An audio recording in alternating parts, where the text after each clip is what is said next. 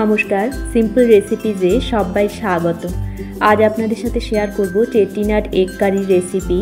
তো চলুন শুরু করি। চেট্টিনাড এগ কারি বানানোর জন্য নিয়েছি 4টে সেদ্ধ ডিম। ডিমটাকে অর্ধেক করে কেটে নেব। অর্ধেক করে কেটে নিয়েছি। গ্যাসে একটা কড়াইতে কিছুটা সাদা তেল গরম করে নিয়ে এর মধ্যে দিয়ে দেবো হাফ টিস্পুন মৌরি, হাফ টিস্পুন মেথি। মেথি আর মৌরিটাকে ভেজে নিয়ে দিয়ে দিলাম 1 টেবিল স্পুন আদা বাটা, 1 টেবিল স্পুন রসুন বাটা। আদা রসুনের কাঁচা গন্ধ যাওয়া পর্যন্ত কষিয়ে নেব। আদা রসুনটাকে কষিয়ে নিয়ে এর মধ্যে দিয়ে দেবো 1 টিস্পুন হলুদ গুঁড়ো, 1 টিস্পুন জিরের গুঁড়ো, 2 টিস্পুন ধনের গুঁড়ো, 1 টিস্পুন মৌরি গুঁড়ো। অল্প জলে কষিয়ে নেব মশলাটা।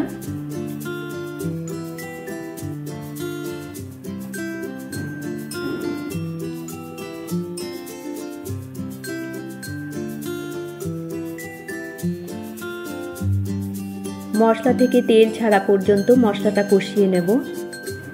মশলা থেকে তেল ছেড়ে দিয়েছে। এবার এর মধ্যে দিয়ে দেব 2টো টমেটো কুচি,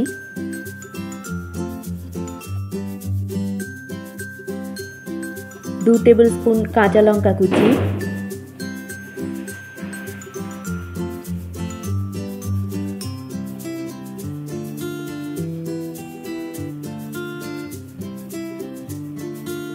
1.5 টিস্পুন গোলমরিচ গুঁড়ো দিয়ে দিলাম।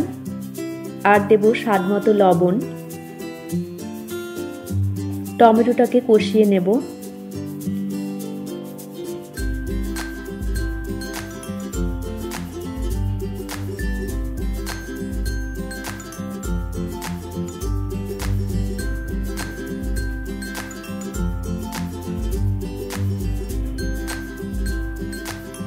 কিছুক্ষণ কষিয়ে নেওয়ার পর অল্প জল দিয়ে দিলাম।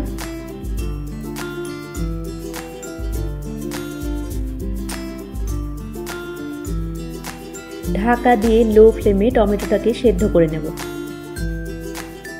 মিনিট 2 সময় ঢাকা দিয়ে রেখে টমেটোটাকে সেদ্ধ করে নিয়েছি। এবার এর মধ্যে দিয়ে দেব 2 কাপ ঘন নারকেলের দুধ,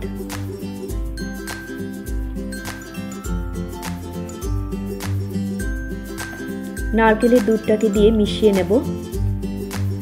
গ্যাসের ফ্লেমটাকে লোতে করে দিয়ে মিনিট 2-3 ফুটিয়ে নেব।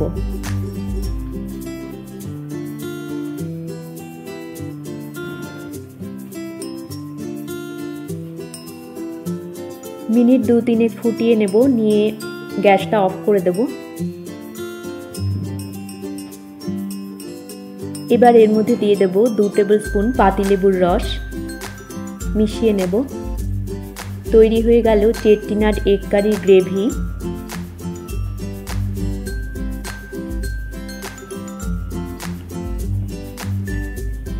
এবারে সার্ভ করছি। সেদ্ধ ডিমের ওপর দিয়ে গ্রেভিটাকে দিয়ে দেব।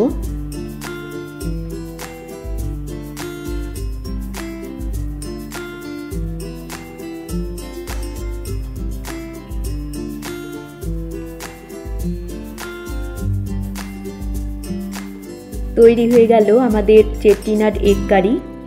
রেসিপি ভালো লাগলে আপনারাও এইভাবে বাড়িতে বানিয়ে দেখতে পারেন। আশা করি আপনাদেরও ভালো লাগবে। সবাইকে ভালো থাকার শুভেচ্ছা জানিয়ে আজকের মতো এখানেই শেষ করছি। দেখা হচ্ছে পরবর্তী পর্বে। ধন্যবাদ।